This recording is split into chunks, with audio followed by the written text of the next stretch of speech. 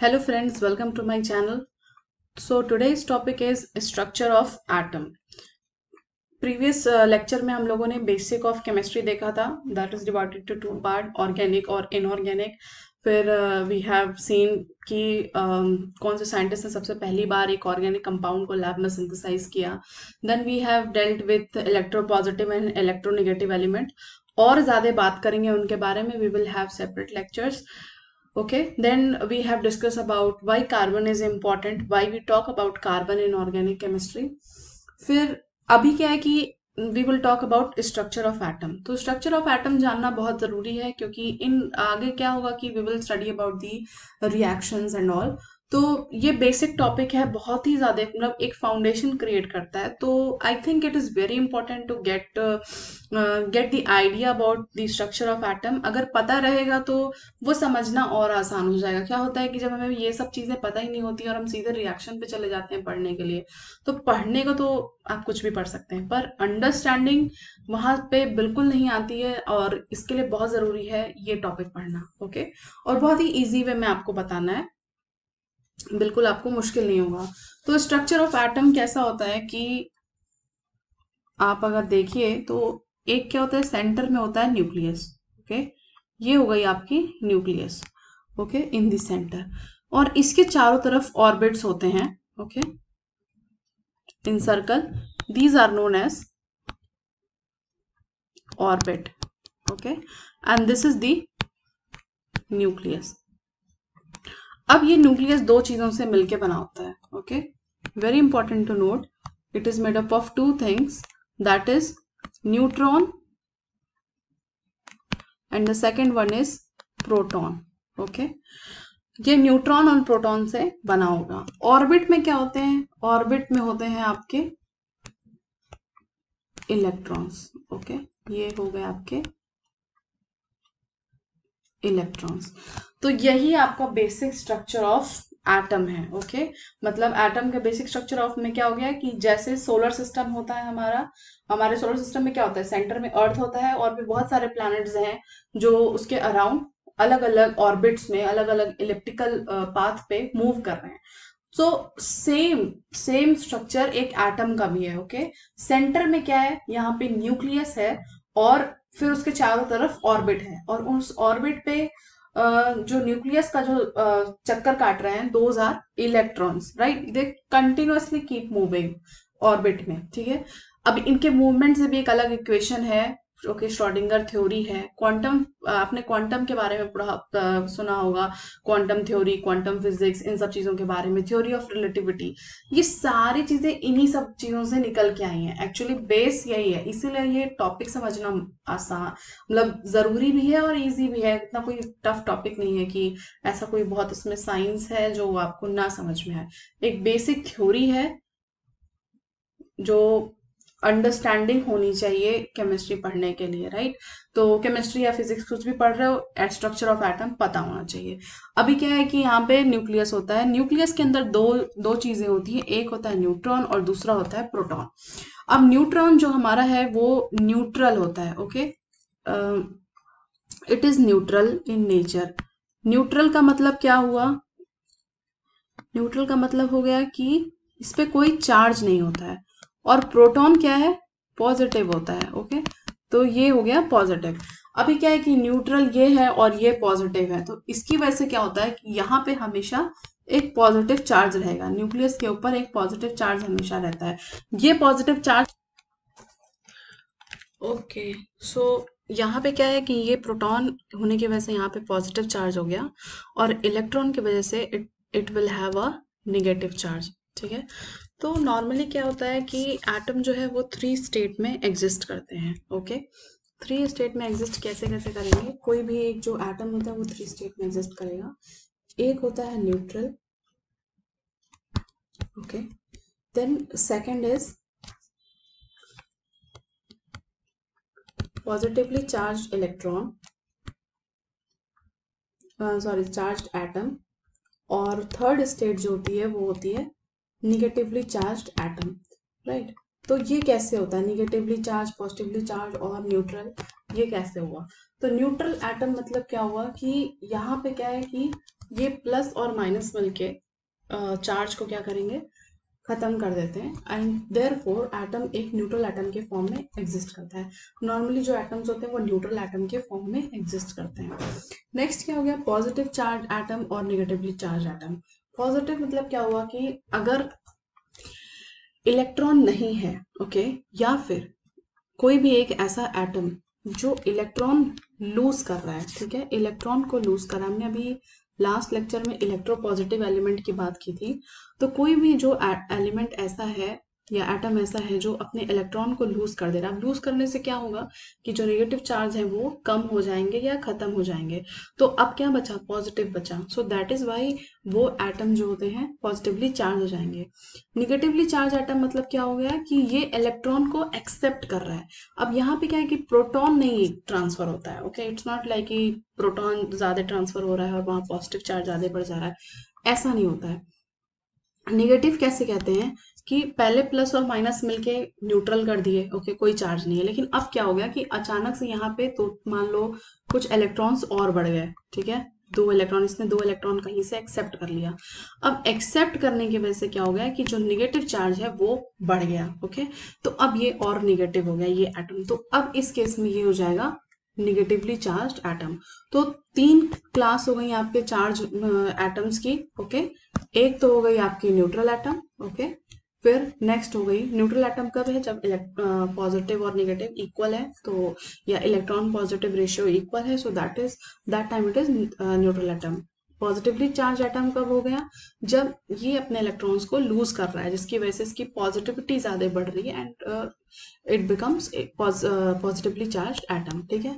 Negatively charge atom कब हो रहा है, जब ये इलेक्ट्रॉन्स को एक्सेप्ट कर रहा है। एक्सेप्ट करने की वजह से क्या हो रहा है कि यहाँ पे जो है निगेटिव चार्ज बढ़ जा रहा है इस एटम के ऊपर and therefore the atom converts into negatively charged atom, ठीक है। So this is the structure of atom. यही इतनी सी बात आपको समझनी है और इसमें सबसे इंपॉर्टेंट चीज जो अंडरस्टैंड करने वाली है वो ये क्लास। अगर आप पॉजिटिवली चार्ज कैसे हो रहा है, नेगेटिवली चार्ज कैसे हो रहा है, तो फिर लगभग आपने अंडरस्टैंडिंग कर ली है। नेक्स्ट क्या है कि अब जो बहुत ही इम्पॉर्टेंट चीज है किसी भी कंपटीशन पॉइंट ऑफ व्यू से और एग्जाम पॉइंट ऑफ व्यू से, वो क्या है कि एटॉमिक नंबर और मास नंबर, ओके, ये सारी चीजें आपको पता होनी चाहिए। अब नेक्स्ट मैं 2 पॉइंट और लिख रही हूँ, एटॉमिक नंबर और मास नंबर।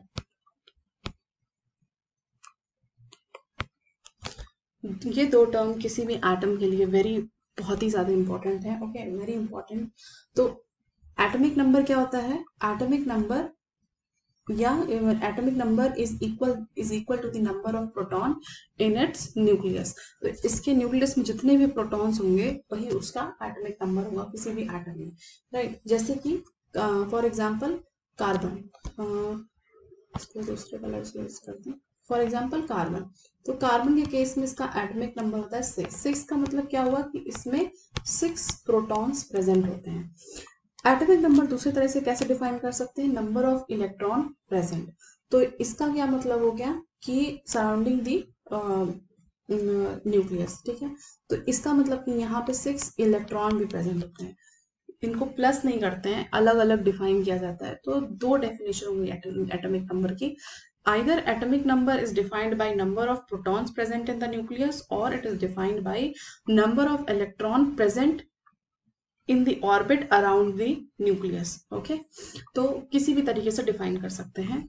ये न्यूट्रल एटम के केस में है, ओके। एटॉमिक नंबर हमेशा एक न्यूट्रल एटम का ही देखा जाता है।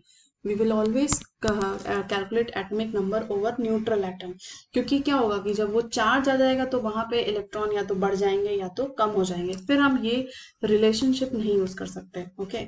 पर हम यहाँ पे क्या होगा कि एटॉमिक नंबर में हमेशा नंबर इक्वल होता है, ओके। जितने पॉजिटिव होंगे उतने ही नेगेटिव होंगे, जितने प्रोटॉन होंगे उतने ही इलेक्ट्रॉन होंगे। तो therefore we will always use atomic number in case of neutral atom.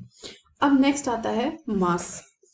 Mass number में क्या होता है, mass number is sum of proton plus neutron in the nucleus. तो अब कितने प्रोटॉन है और कितने न्यूट्रॉन है एक न्यूक्लियस के अंदर, that defines the mass number. मतलब जैसे कि कार्बन ही लेते हैं, कार्बन के केस में मास नंबर होता है 12। ठीक है, तो मास नंबर 12 होने का मतलब क्या हुआ कि इसमें 6 प्रोटॉन है और 6 न्यूट्रॉन है।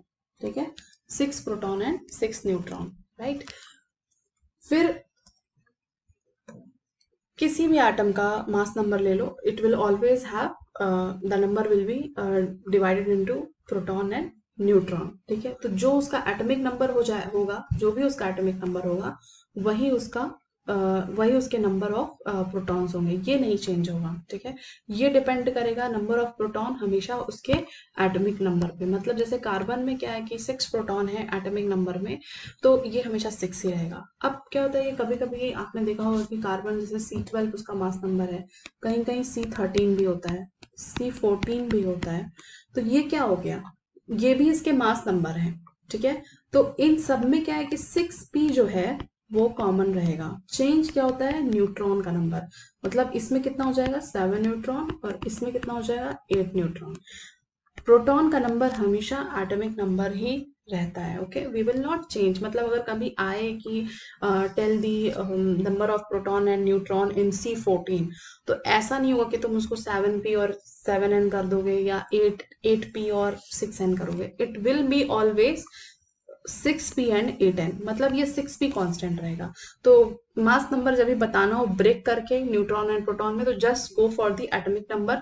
जो भी एटॉमिक नंबर है उस एटम का वही उसका और यहाँ पे नंबर ऑफ प्रोटॉन होगा। ठीक है, और बस जो भी नंबर चेंज हो रहे हैं वो न्यूट्रॉन में चेंज हो जाते हैं। न्यूट्रॉन में नंबर चेंज होने से कोई खास इफेक्ट नहीं पड़ता है उसकी रिएक्टिविटी पे, सिर्फ उसके एग्जिस्टेंस में फर्क पड़ता है। ओके, तो सबसे हाईली जो अवेलेबल है वो C12 है, उसके बाद C13 है और उसके बाद C14 है। ये डिपेंड करता है। अब ऐसे कंपाउंड्स को क्या बोलते हैं जिनके डिफरेंट मास नंबर हो पर सेम एटॉमिक नंबर हो। अभी क्या हो गया, atomic number is same in all the cases, atomic number is same, लेकिन मास नंबर क्या हो रहा है, सॉरी, मास नंबर क्या हो रहा है, मास नंबर जो है वो डिफरेंट हो जा रहा है। ओके, तो अब मास नंबर डिफरेंट होने की, एटॉमिक नंबर सेम है पर इनका मास नंबर डिफरेंट है या नंबर ऑफ न्यूट्रॉन्स डिफरेंट है, तो इसको हम लोग बोलते हैं, इस तरह के एलिमेंट्स को बोला जाता है आइसोटोप्स। तो ये बहुत इंपॉर्टेंट है isotopes, any examination point of view से। ठीक है, तो 3 पॉइंट हो गए इसमें, एक हो गया आपका एटॉमिक नंबर, एक हो गया मास नंबर और ये हो गया आइसोटोप्स। तो आइसोटोप्स मतलब having different mass number, atomic number same होगा पर मास नंबर उनका वेरी करेगा। तो कार्बन के कितने आइसोटोप हो गए, 3 आइसोटोप। इसी तरीके से ऑक्सीजन के भी आइसोटोप्स होते हैं। ठीक है, जैसे कि O16, O17 और O18। तो ऑक्सीजन का एटॉमिक नंबर कितना होता है 8। ओके, तो ऑक्सीजन में अगर निकालना हो तो इसमें जो नंबर ऑफ प्रोटॉन होगा वो हमेशा 8 रहेगा। अब इसके बाद आप इसके अकॉर्डिंग आप चेंज कर सकते हो कि नंबर ऑफ न्यूट्रॉन कितने होंगे। जैसे कि फर्स्ट केस में कितने हो जाएंगे 8 न्यूट्रॉन, दूसरे वाले केस में हो जाएंगे 9 न्यूट्रॉन और थर्ड वाले में हो जाएंगे आपके 10 न्यूट्रॉन, राइट। तो बस आपको इस पे फोकस करना है कि उसका एटॉमिक नंबर क्या है, तो आपको न्यूट्रॉन्स अपने आप पता चल जाएंगे।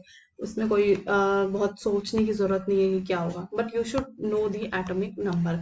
और एटॉमिक नंबर कैसे याद होगा, जब आप पीरियोडिक टेबल पढ़ोगे तो you will get to know कि what is the atomic number.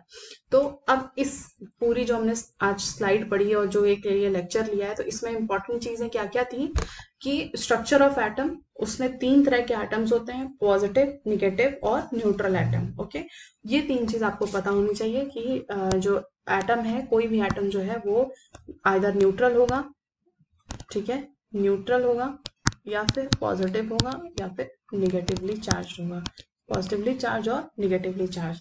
तो ये आपको पता होना चाहिए।